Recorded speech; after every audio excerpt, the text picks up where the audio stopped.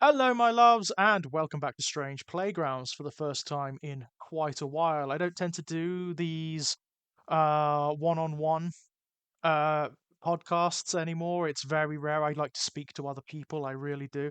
But there's so much going on in our cultures at the moment and in our politics that is worthy of discussion. That's worthy of commenting upon. I mean, one of the big things that certainly happened in the UK recently, and it's something that it's not surprising, it's something that happens whenever we have a movement towards the right, whenever we have right wing politics pervasive in our discourses, which at the moment I would say it's not even normal. What would might be considered like historically normal right wing, what we've got in this culture, the Overton window has moved so far to the right with regards to what is considered acceptable discourse and acceptable political action that it's insanity.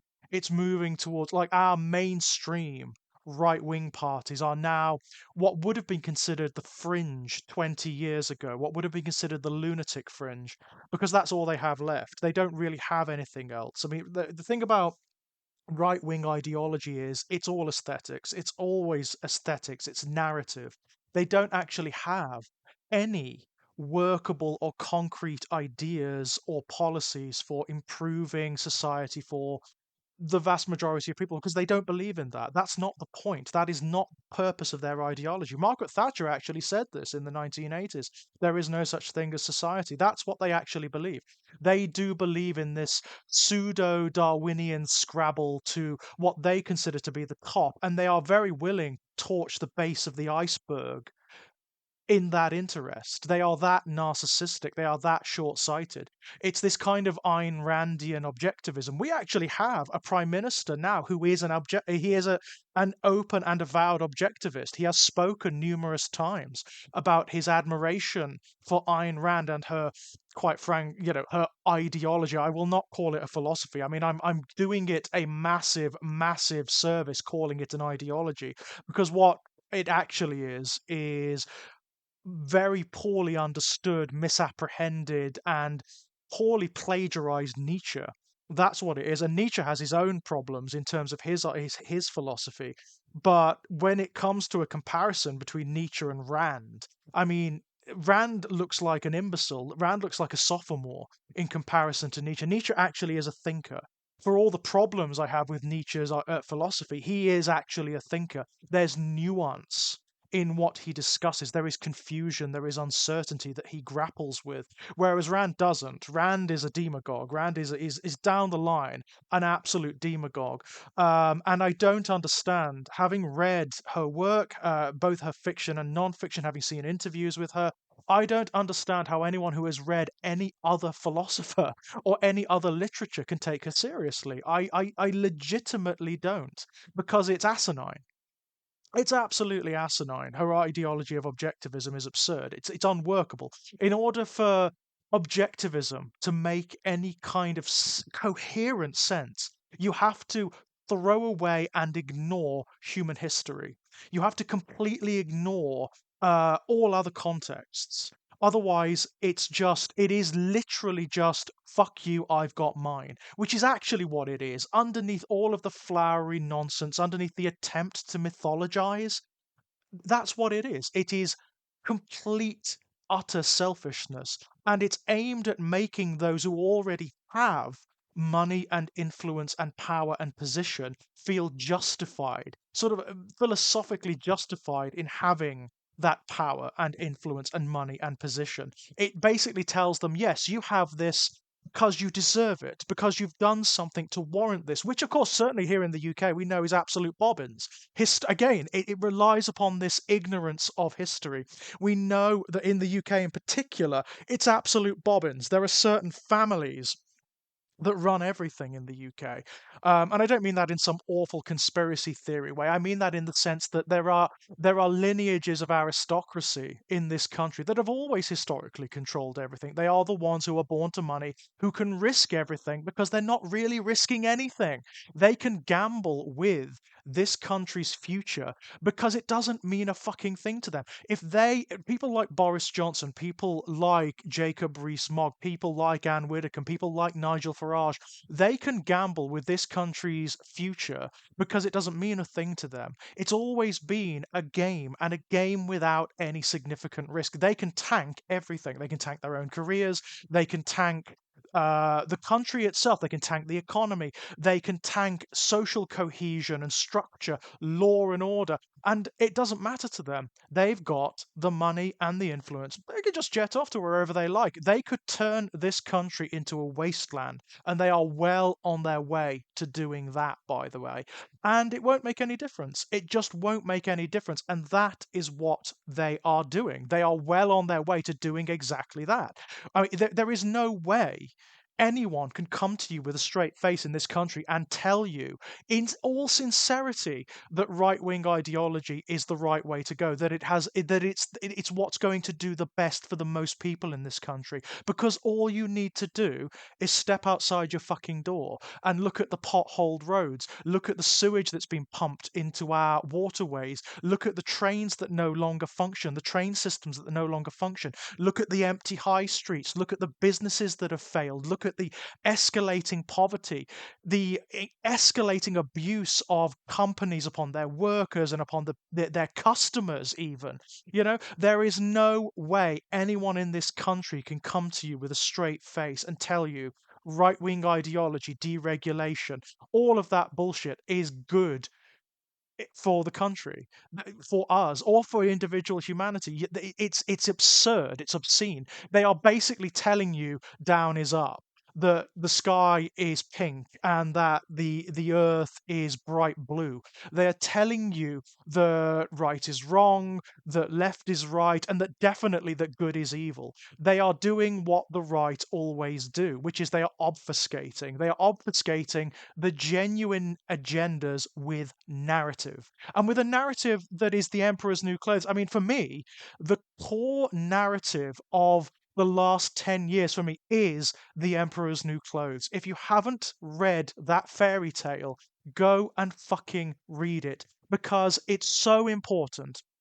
It's so important to understand what it means and what it's trying to tell you. The only thing the fairy tale gets wrong, and I'm assuming you do know it at least a little at this point, is at the end of the fairy tale, when the little boy in the crowd sees the naked king on horseback wandering through the streets, proclaiming how fine his new outfit is.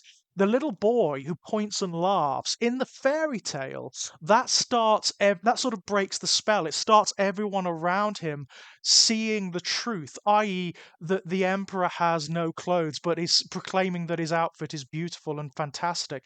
In reality, that doesn't happen. What actually happens in our reality is that the little boy gets shushed and berated and stoned into silence, basically, by those who are intent on the narrative continuing, those who cannot divorce themselves from it. We're seeing that exact thing with Brexit in this country. Brexit is all narrative. There is nothing solid underneath it. There is no policy. There's no structure. There's no law. There are no basic ideas to make Brexit work, and there never was. It's always been bullshit from the get-go. Those who have promoted Brexit are just fucking venal liars. Every single one of them, who have banked on this country's inherent racism and little Britain, no, little England minded ideology, and they've won. And also on this narrative of the past. This is the big one. It's the narrative, this bucolic nostalgia that is so part and parcel of the British mindset. This notion that somehow the 1970s were better than any other era. That's largely it. It's banking on this bucolic delusion of what the 1970s and prior decades were. You hear it all the fucking time, particularly from Brexiteers, from people who still believe in the ideology, even though again, you don't need any wider information to demonstrate or to see that it is bullshit, that everything we were told from the beginning by the Leave side was absolute bullshit. Everything that Remain and that Project Fear have predicted has come true, and then some. And then some, and we haven't reached the bottom of the barrel yet. I have a real problem when I hear people who voted for Brexit whinging about, oh, isn't electricity and gas expensive now? Oh, why are the prices rising? Why do you fucking think? Why do you fucking think? You were told this was going to happen? You were told again and again and again and again by multiple different people from multiple different industries, from economists to business people to everyone who had any idea about what Brexit was actually going to do to this country. You were told again and again and again, but the narrative was so powerful, this reliance upon this delusion of a bucolic past. I know the funny thing is, when you look back at it, when you look back at those eras, like look at the 1970s in this country, child abuse was rife in the 1970s. As we now know, child abuse of all kinds was awful in the 1970s.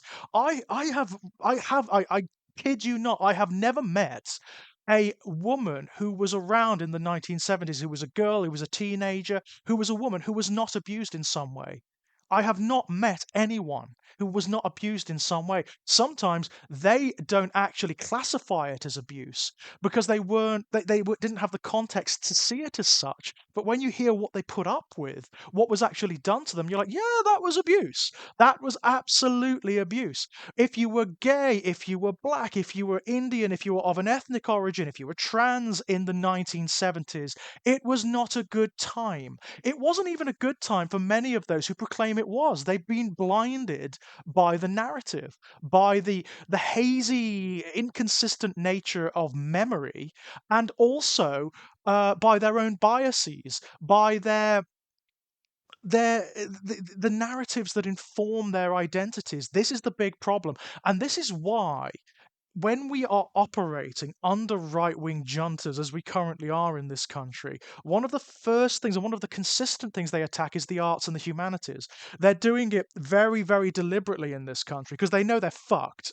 They know that on any practical level, on any material level, on the level of actual ideas and policy, they are fucked three ways from Sunday. And people are finally actually seeing it now because it's affecting all of us. It's starting to affect that fucking particular middle class of Britain where usually it doesn't really matter one way or the other for them. They're comfortable, they're okay. And normally, under normal political circumstances, it doesn't matter to them whether the ideology that's prevalent in government is right wing or left wing. It doesn't massively affect them.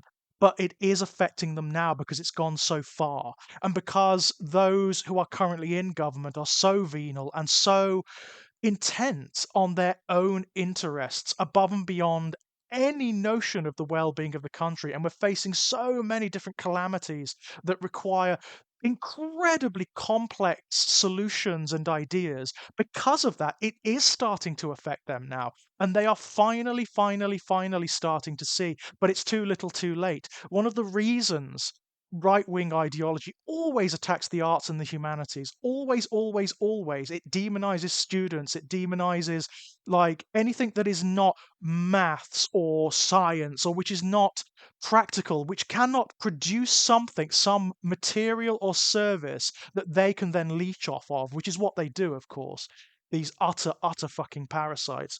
um when it doesn't do that, then it's evil. Within their ideological purview, it's evil because what it then does, it gives normal people the contexts, the language, and the ability to acknowledge, to realize narrative when it's being aimed at them and to dissect it. To understand that they're being manipulated. The vast majority of like people on the ground here in the UK do not understand that. They do not understand when they're being manipulated by their media. They do not understand when narrative is being deployed at them.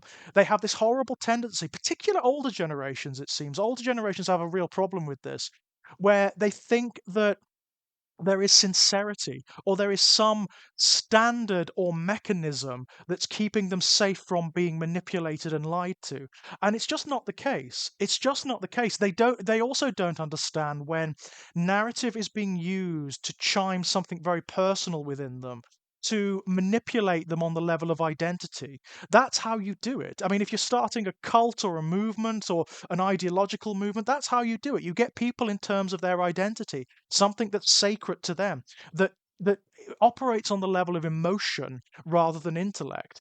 And if you do that, you'll never fail. You'll never fail. I mean, if I had no morals at all, I mean, if I had zero morals or empathy, I know exactly what I'd do. I know exactly what I'd do. I would start a cult. And it would start very simply. It would start like this. It would start like this. All it would be, so I would have to put the minimum effort into actually getting something back in terms of like money or influence or power over other people. It would start like this. It would be kind of casual. It would start as maybe sort of like a lifestyle guru helping channel or something like that, where it's talking to people about their problems or about their well-being or about their identities, and it would gradually shift over time. Once I'd got people in, I would gradually escalate the level of control and the level of influence I have over the identities of those people that I'd hooked, of my victims, as it were, of my what they call audience. You know, that's how you do it. You break. What you do is you get people dependent upon you for their sense of identity. You give. It works in the US better than it works in the UK for some reason. There is something about US culture that it just people are open to ideological manipulation there, and they are very willing, it seems, to open their wallets, to open their wallets to give you access to their lives if you give them something in terms of their identity. If you give them some woo woo bullshit about, oh, you are metaphysically this or that, if you give them that narrative, they're far more willing than British people are, it seems. Oh, don't get me wrong, we have it here too. I mean, we have cults of personality here too. They're just more subtle here. They're more insidious here. It's people like Nigel Farage, people like Katie Hopkins, and numerous others. They tend to use politics rather than metaphysics. They tend to appeal to very base level bigotries and prejudices that are historically enshrined in the British soul, in the breast of particularly the English, particularly the English. And they do it by harkening back to mythic pasts that are entirely ahistorical, to a fairy tale of what yesterday was, but which people delude themselves into thinking they can remember. And then they feed that. They feed that delusion and make it seem like it's true. That's what every right wing demagogue does. It's what Peter Hitchens does in the Daily Mail with his articles, appeals to a bucolic delusion of the past, which never actually existed, and certainly not for the vast majority of people. They're also so narcissistic, a lot of these people, and I think Peter Hitchens falls into this category, that even if that was their memory of, say, their upbringings, their childhoods, they don't understand that they were so privileged that their memory isn't universally applicable. Their experience isn't universally applicable. It isn't something that A, everyone had, and B, it's not something that everyone wanted. It's not something that would work for everyone. They don't understand that a lot of the time. But no, that's exactly what I do. You break people, you give people what feels like information, what feels like something that feeds their sense of identity, that bolsters it, that gives them hope for the future, and then you start to break them down. You use that way in to break them down on the level of identity. You tell them that they are not what they thought they were. They are not who they thought they were, but they are this. And you can give them this, and you can tell them how to find more of this sense of identity if, of course, they're willing to surrender money and influence and power to you.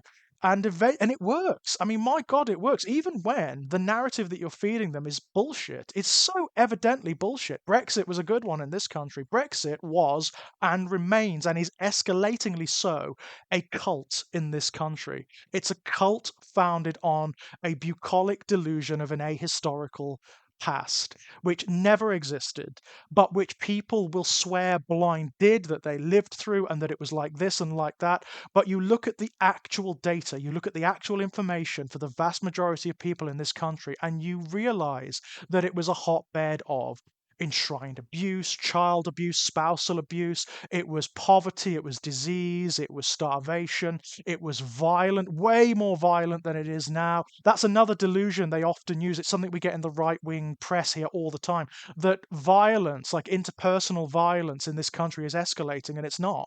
It's not. It's been falling rapidly since the 1980s, actually.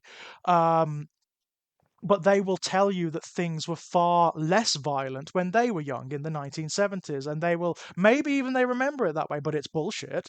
It's absolute utter hogwash on any material or actual level. It's complete hogwash. It's a fairy tale. It's a delusion. Um, it's the oddest thing. But people will buy into that because it feels good, it feels right, it feels correct, right? We are, sadly, that's where those of us who are on the other side of the spectrum ideologically, this is what we're fighting against. We are fighting against delusion. We are fighting against what feels good, what feels right to people. And sadly, the vast majority of people cannot distinguish between what feels right and what is right. They lack the resources, they lack the means, they lack the capacity, which again, and I will bang on about this to the nth degree. It's why the right always attack the arts and the humanities, because the arts and the humanities feed the capacity to do exactly that.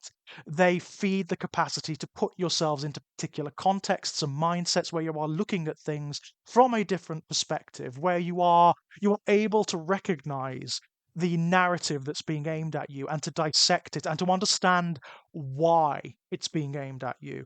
And the moment you do that, so much of society, so much of culture is revealed to you as being bullshit, as being this giant, complex, interwoven system of manipulation and lies and absolute and utter garbage. You've got to be very careful because you can very easily, and I've met so many people who've gone down this route as well. You can, when you start doing that, very easily slip down the other side, where you go down the sort of QAnon conspiracy theorist route. And that's just as dangerous. That's just as dangerous because what they are often doing is they are engaging in a very particular kind of delusion where they are giving themselves apprehension and specialist knowledge, which again is a feeding of the identity. It's a narrative that is feeding the identity. The sad fact of the matter is, most of those sort of grandiose conspiracy theories, they make fundamental mistake of assuming control, of assuming that there is competence in this. Are there conspiracy theories? Are there people sort of having clandestine meetings, for the and using them to undermine the general well-being of humanity? Yeah, they are. Yeah, there absolutely are. We know this in the UK because of the scandals that came out of COVID. All of our ministers who were basically giving public money to their mates and to their cousins and whatnot to produce PPE and stuff with regards to COVID. We know that, but that's what it is. That's the truth of it. It's these dirty, incompetent, scurrilous little scuzzy clandestine meetings that are not that clandestine, to be honest, because everybody knows about them. Or they don't even take that many measures to hide them. Where it's just like dirty money. It's just money changing hands. It's not these vast conspiracy theories where biological weapons are being manufactured and whatnot. That's not it. That is absolutely not it. It's that requires just far too much competence, for one thing. Coordination and competence, which is beyond these people as individuals, because they're all narcissists and psychopaths. They don't think that far ahead. All they think about is their own venal sense of power and well-being. I mean, it's the funniest thing. Like, one of the mothers of all those conspiracy theories, one of the really big ones, is the whole reptilian David Icke Nibiru thing, which, if you haven't heard about that, it's the funniest thing. Go and look it up on YouTube. People believe this shit. People actually do believe this shit, where they believe that certain members of, like, the aristocracy are actually these reptilian aliens. Were it not for the fact that people take it literally, it would be a great metaphor. It would actually be a really functionable metaphor because it is true psychologically. It is true psychologically. They may as well be a different species because they think in different ways. They value different things. They don't think in the way that the vast majority of quote unquote normal human beings do. People like the vast majority of humanity, they don't want what we want, they don't value what we value because they're not in positions to do so. They haven't had the fundamental life experiences that shape your identity in that way. They've been born to levels of privilege where they've never had to worry about money. If something's a loss, it's a loss, and it's no more a loss than a board game would be to you or I. That's the way they think of it, and that's the way they're running the country. That's the way they're running the world. To them, it's a game because there's no material loss to them. It's why people like Elon Musk can just rampage through the businesses that he has absolutely obliterated. And that's every single one he's ever touched, by the way. It's why people like Donald Trump can basically do things that should have him in jail. Even before he became president, he should have been in jail for the trails of debt, of unpaid workers, of incomplete projects, of businesses that he had absolutely destroyed through his venal influence. It's why they can do it and get away with it, because it's just a game to them. There is no actual deficit to them, and there never will be. And without a vast, and I mean vast, sociological movement to change it. And that requires coordination. It's one of the reasons why they put about these narratives that divide us. It's why they are putting about the narrative. They are encouraging the massive anti-queer, anti-trans panics that we're having in the UK now. It's why they encourage negativity towards refugees and towards this demographic and that demographic. It's why they demonize the poor endlessly, and students and people who are studying particular things, and teachers and nurses and doctors and train drivers and unionists. It places us against one another. It turns us against one another. Any hint of coordination or of standing up for ourselves, and this is the way they respond. This is the way they automatically respond. It's why you've got this narrative in the right-wing newspapers at the moment where they basically, because we've got these massive strikes in our train systems at the moment, the unions in the train systems are fantastic. They are standing up for themselves and demanding better. The way they're trying to turn public opinion against them is by saying, oh, well, what about the nurses? They don't earn as much as you. You earn quite a lot. So do you think you're better than the nurses? And the nurses and doctors are saying, hang on, you are the ones who are ideologically against us getting better pay. You are the ones who have put everything in our way, prevent us from getting better pay. The thing is, the nurses, the doctors, the teachers, the train drivers, everyone should be protesting, everyone should be striking, and everyone should be demanding better. Everyone. It doesn't matter what kind of job you do. Wages across the board have stagnated under right-wing ideology. We are poorer now than we have been for 20 years. And that is everyone except billionaires. Billionaires are doing brilliantly. Certain strata are doing brilliantly because of their venality and because of the way the systems are set up. But they are trying to drip feed in these corrosive narratives that turn us against one another, because they know if we got together and we started doing it en masse, they'd be fucked. And it wouldn't take much. That's the irony. It wouldn't take a great deal. There are certain key industries, if they just stopped for a day, that would be it. That would be it. That would be it. They would have no choice but to change things. They would have no choice.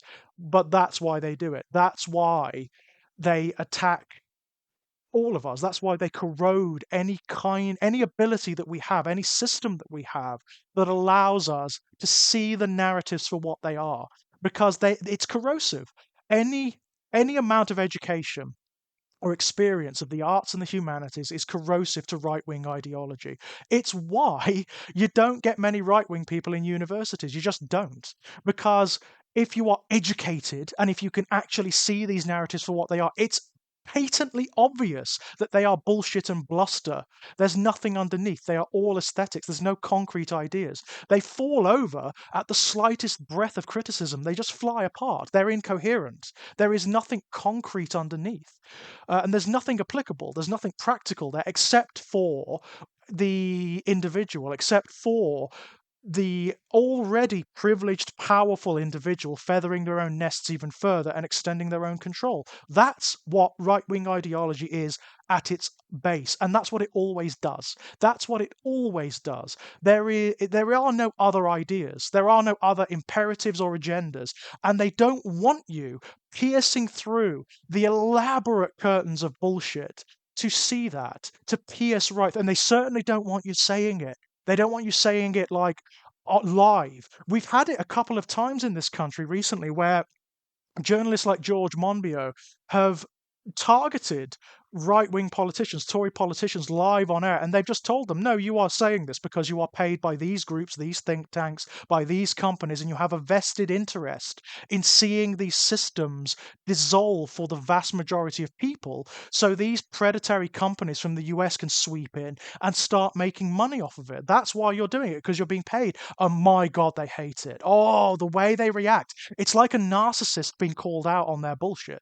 They react with temper. They react with luster. How dare you? How dare you say that? How could you possibly say that? Because they can't stand the truth. The truth is corrosive to right-wing ideology, and it always fucking will be. I've no doubt there'll be people who come to this video in the fucking comments who are sort of like, who will try their damnedest to they'll be the metaphorical pigeon kicking over the chessboard. They will try their damnedest to fling shit in your eye, to try and obfuscate, to try and mire the argument in untruth and ambiguity. But this is the bottom line. Without the obfuscation of narrative, right wing ideology is nothing. It doesn't exist. It's bullshit. It is just enshrined selfishness for the already privileged and powerful. That is it. It is those bastards getting richer, getting more powerful off of our backs, stealing our labor, our time, our products, our money, everything about us, trying to dictate our identities to us. That's what it is at core. And there is nothing they can bring, there is nothing they can say that will make that any less fundamentally true.